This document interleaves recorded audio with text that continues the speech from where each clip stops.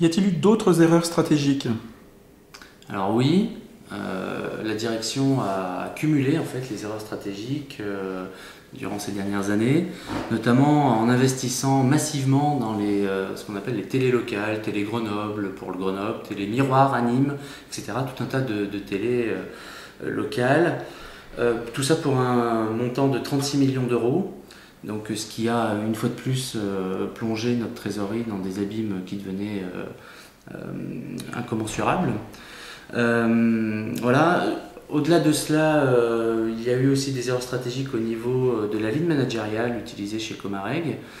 Et je pense que tout un chacun se reconnaîtra lorsque l'on dit que, par exemple, dans une agence, un manager sera très sympa, et dans l'agence d'à côté, à quelques kilomètres de ça, il s'agira d'avoir un manager despotique.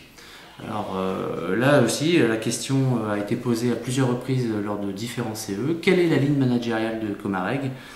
Nous n'avons toujours pas de réponse. Donc je pense qu'effectivement, il y a une erreur stratégique là aussi de ne pas avoir formé, de ne jamais avoir formé les managers à quel niveau que ce soit, à quelque niveau que ce soit.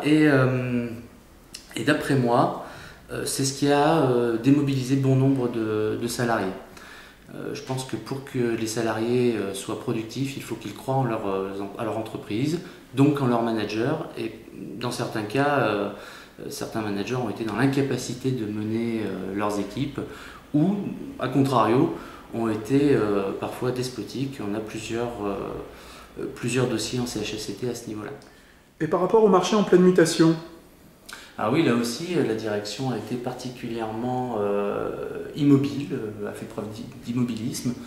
Il faut savoir qu'en l'espace d'un an, entre 2008 et 2009, le prix du papier a été multiplié par 2, donc augmentant fortement les coûts d'exploitation. Là aussi, à plusieurs reprises, plusieurs membres du CE ont demandé à ce que le nombre d'exemplaires soit réduit. À cette question, à cette proposition, la direction nous a tout le temps dit qu'on n'y connaissait rien, qu'il fallait laisser faire les professionnels. Aujourd'hui, je pense que les professionnels, on ne les voit plus. Ils sont partis avec leur parachute doré et nous laissent aujourd'hui dans une situation bien compliquée, d'autant plus que ce marché en pleine mutation était effectivement prévisible, notamment au niveau du web.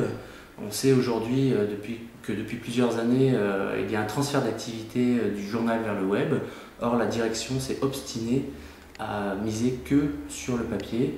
Et aujourd'hui, on se retrouve dans un état d'urgence tel qu'on est obligé de licencier la moitié des effectifs, c'est-à-dire 900 personnes, que pour paru vendu. Je ne parle pas évidemment d'Hebdoprint, où là, pour le coup, on dépasse le millier de licenciements. Donc oui, il y a là aussi une erreur stratégique en termes de réaction au marché.